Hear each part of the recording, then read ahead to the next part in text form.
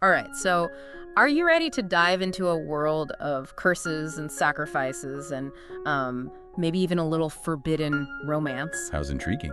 You want to know more about A Tribute of Fire, right? Fill us in. Well, that's what we're doing today. We're taking a deep dive into the Amazon listing, checking out the reviews, all those juicy details. Awesome. So you can decide if this audiobook is like your next listening obsession.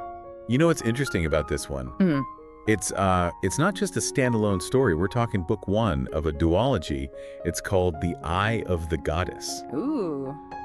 Which already has me thinking, about all the potential twists and turns that could be coming in the sequel. A multi-part story, I'm always a sucker for those, especially when it's romantasy, which for anyone who hasn't encountered that term before, basically it's this blend of fantasy and romance. Right. Epic adventures with some heart-fluttering moments along the way. Yeah, exactly. Speaking of getting ahead of the game, this first audiobook was released back in November 2024. Oh, wow. But the sequel, A Vow of Embers, isn't due until July 2025. Whoa, that's wild. So we're really giving you a sneak peek here. I love that we're already on top of this. Yeah. That's what makes the deep dive so special. Okay, so let's get into the heart of it. A Tribute of Fire takes place in this desert nation called Lokris, and they're under a pretty hefty curse, wouldn't you say? It's a rather bleak situation, actually. Yeah. They've been cursed by this earth goddess. Oh, no. And their neighboring nation, Ilion, who, by the way, worships this goddess, demands a rather brutal tribute every year. Oh, gosh. 2 Locrian maidens are chosen to compete in this deadly race to the goddess's temple. Yeah, deadly is putting it lightly. Right. It's made very clear no maidens has ever survived this race in 1,000 years. Yeah. Talk about pressure. And this is where our main character, Leah, comes in. She's the princess of Lokris, and guess what? She's chosen as one of the tributes. Of course. And to complicate matters even further, her sister Quinn is also selected. Oh, my goodness. So Leah isn't just carrying the weight of her nation's fate, she's also fighting for her own sister's survival. Exactly. Okay, so we've got a cursed nation, a deadly race, Yep. and a princess who's determined to not just survive, but to break the curse entirely. That's already a lot to handle. Yeah. But then there's this added layer of forbidden romance. Oh, right. Leah finds herself drawn to Jason, an Ilionian sailor, which adds this whole other dimension of conflict. I mean, we're talking about the nation that's been demanding these sacrifices for centuries. I know. Talk about a recipe for tension. I'm already picturing those stolen glances and secret meetings. But beyond the romance, there's another element that really grabbed my attention. The city of Ilion itself is described as a labyrinth. That detail immediately caught my eye as well. And thinking about, the classic myth of the Minotaur and his labyrinth, it makes me wonder if the author is intentionally drawing on that imagery. Labyrinths often symbolize journeys of self-discovery, facing one's inner demons, and ultimately, finding a way out of the darkness. Ooh, that's a great point. So this race isn't just about physical endurance, it's like a mental and emotional challenge as well. Lada's gonna have to face her fears and make some tough choices in order to navigate this, this treacherous landscape. But before we get too lost in the labyrinth, let's hear what the readers have to say. Are they as captivated by this story as we are? Well, if the Amazon reviews are anything to go by, it seems like this book is a hit. It's averaging 4.4 out of 5 stars, which is pretty impressive. Wow. Many reviewers are praising the fast-paced plot, saying it's a real page-turner, or I guess in this case, a can't-stop-listening kind of audiobook. And something that stood out to me in the reviews is how many people are calling Leah a strong female lead. That word gets thrown around a lot in fantasy, but what makes Leah different? One reviewer actually described her as a force to be reckoned with, which I think really captures her determination to not just be a pawn in this deadly game. Yeah, that resonates with me too. Often in these chosen one narratives, the protagonist is simply thrust into the role. But with Leah, there's this sense of agency. She's not just reacting to events, she's actively trying to shape her own destiny. And that's something I find really appealing. Absolutely. She's not just waiting for someone to rescue her. She's taking charge and fighting for what she believes in. And let's not forget that whole forbidden romance angle. One reviewer even mentioned that the slow burn attraction between Leah and Jason had them kicking their feet and throwing their book across the room. Okay, maybe let's not encourage book throwing. Yeah. But it does speak to how invested readers are getting in this romance. It's not just a fluffy side plot. It adds this layer of tension and moral complexity that makes the story even more compelling. It also makes me wonder if Jason is going to be like a help or a hindrance to Leah's mission. Can she trust him? Or will his loyalties ultimately lie with his own nation? So many questions. And speaking of questions, there's one that keeps popping up for me as I delve deeper into this world. Yeah. If no maiden has ever survived this race in 1,000 years, what makes this time different? Is it just Leah's determination? Or is there something more at play, something that makes her uniquely equipped to break this curse? Ooh, that's a good one. I'm also curious about the role of the Earth Goddess herself. You know, she's the one who cursed Locris, but she's also the one they're trying to appease with these sacrifices. What's her end game? And what will it truly take to satisfy her? Welcome back to our deep dive into A Tribute of Fire. Before we went on our little mental journey through the labyrinth, you were wondering, what makes Leah different? What gives her a chance where countless others have failed? Right. Is it just her fierce determination, or could there be something more? Something that makes her uniquely equipped to break this ancient curse? Well, what I find fascinating here is the source material. It doesn't explicitly tell us. Oh. There are hints, about Leah's training, her strategic mind, but there's also this underlying mystery surrounding her true capabilities, almost as if the author is deliberately keeping us in the dark. Interesting. Letting us uncover Leah's potential alongside her journey. Oh, I like that. It's like we, the listeners, are right there with her. Right. Discovering her strengths and weaknesses as she faces these deadly trials. And speaking of trials, can we go back to that labyrinth for a second? It's not just a simple maze she has to run through, right? Oh, not at all. Remember, the city of Ilion itself has been transformed for this ritual. It's described as this intricate web of countless paths and dead ends. So it's not just about physical danger. There's this added layer of mental strategy. Leah has to think on her feet, make quick decisions, and confidently adapt to the ever-changing landscape. It's like a real-life escape room, but with, life or death consequences. Which makes me think about the role of the Earth Goddess in all of this. If she cursed Locris in the first place, why create this elaborate, deadly game? What's her motive? That's the million-dollar question, isn't it? And it's clear from the reviews that the mythology is deeply woven into the narrative. This goddess isn't just some distant figurehead. She's an active force in this world, influencing events, testing the tributes, and the fact that she's an earth goddess adds another layer of intrigue. How so? I have to admit, my knowledge of earth goddesses is a little rusty. Well, in many cultures, earth goddesses are associated with nature, fertility, cycles of life and death. They represent balance and harmony within the natural world. I see. So it's possible this curse, this ritual sacrifice, is tied to some kind of imbalance that needs to be corrected. Maybe Locris did something to disrupt this balance, and the goddess is seeking a way to restore it. That's a really interesting perspective.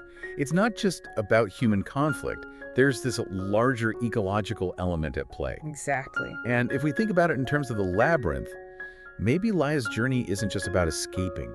It's about finding a way to restore that balance, to right whatever wrong was committed against the goddess. Precisely. And it raises the question, what if breaking the curse isn't as simple as winning the race?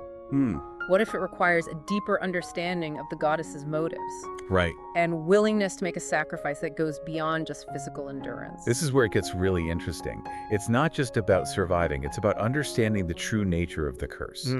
And potentially offering something more profound than just her life. You're getting it. And let's not forget that forbidden romance with Jason. He's from Ilion, the very nation that's been demanding these tributes for centuries. Right. So there's this built-in tension, this clash of loyalties. Oh, absolutely. It's not just a simple love story. It's a complex web of emotions and conflicting allegiances. Leah's fighting for her nation's survival, while Jason is presumably, at least somewhat aligned with the people who are perpetuating this ritual. Exactly. And yet they're drawn to each other. It makes you wonder if their connection is just a distraction, a forbidden temptation meant to weaken Leah's resolve. Or could it actually be a key to finding a solution? A way to bridge the divide between these two nations. Ooh, I love that idea. Maybe love, or at least some form of understanding, can blossom even amidst, such deep-rooted conflict. Yeah. Maybe that's part of what Leah needs to learn. To see beyond the ingrained animosity and find common ground. It could even tie back to restoring balance in the natural world. You're thinking along the right lines. What if breaking the curse requires not just individual strength and sacrifice, but also a coming together? a recognition of shared humanity. Maybe the true solution lies in bridging the divide between Locris and Alien, finding a way for them to coexist in harmony. That's a powerful concept. It's not just about one person's journey, it's about the potential for reconciliation and healing on a much larger scale. No wonder this book has readers hooked. But let's shift gears for a moment and talk about the audio experience itself. The narration can make or break an audiobook, and we know you, our listener, appreciate a good voice. Absolutely. And luckily, from what we've gathered, the narrator, Therese Plummer, seems to be a hit with listeners. Oh, good. They're praising her ability to bring the characters to life, to convey the emotions and intensity of the story. One reviewer even said they couldn't imagine anyone else voicing these characters. Oh, wow. That's high praise. That's reassuring to hear. There's nothing worse than a flat narration that sucks the life out of a good story. But it sounds like Therese Plummer is really enhancing the listening experience, which is exactly what we want. Speaking of enhancing the experience, we can't ignore the ending. We know it's a cliffhanger, and you like to be prepared. So, without giving away any spoilers, what can you tell us? Let's just say several reviewers use the word shocking to describe the ending. It seems Sariah Wilson knows how to leave her audience reeling, setting the stage for a highly anticipated sequel. And remember, that sequel is due out in July 2025, so you have plenty of time to catch up on A Tribute of Fire and prepare for the next chapter. Plenty of time to get emotionally invested and then be left hanging. It's all part of the fun, right? But before we get ahead of ourselves, let's bring it back to this first book. It sounds like A Tribute of Fire delivers on all fronts. A compelling plot, complex characters, a touch of romance, and a healthy dose of, thought-provoking themes. It really does. And for me, what's truly captivating is how it blends these elements of adventure, romance, and mythology into a cohesive and thought-provoking narrative. It's a story that stays with you long after you finish listening, prompting questions about sacrifice, belief, and the possibility of hope and connection, even in the darkest of times. Well said. I don't know about you, but I'm adding this one to my listening list, ASAP. But before we wrap up our deep dive, we want to leave you with one final thought. Here's where it gets really interesting. Imagine you are Leah. You've survived the trials, navigated the treacherous labyrinth of Alien, and finally reached the temple. You're standing before the Earth Goddess herself. But before you can even ask for the curse to be lifted, she presents you with a choice. A choice? What kind of choice? A choice that will test your loyalty, challenge your beliefs, and potentially change the fate of not only Locris, but the entire region. What will you choose? And what will be the ultimate price of your decision? Ooh, chills.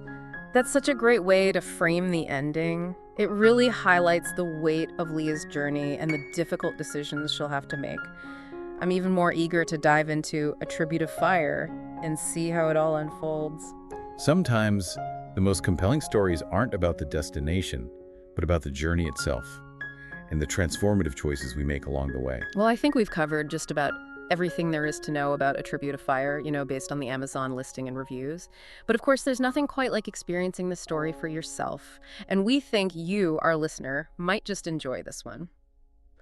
Okay, so that was quite the cliffhanger. I know, right? A choice that could change everything. I'm already trying to, guess what that choice might be. You know me, always trying to solve the mystery before I even get to the end of the book. I admire your enthusiasm. But that's the beauty of a well-crafted story, isn't it? Right. It keeps you guessing, makes you question, everything you thought you knew.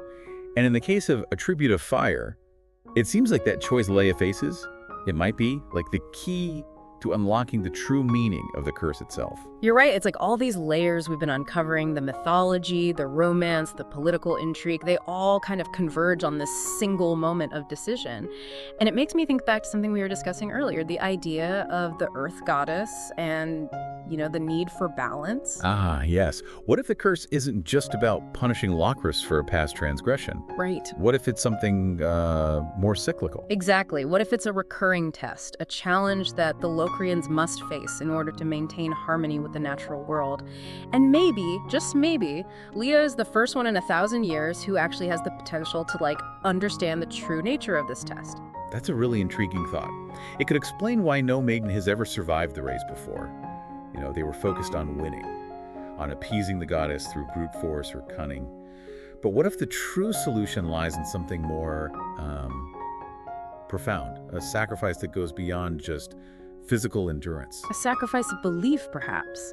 A willingness to let go of old grudges and embrace a new understanding of their relationship with the goddess and the natural world. Precisely.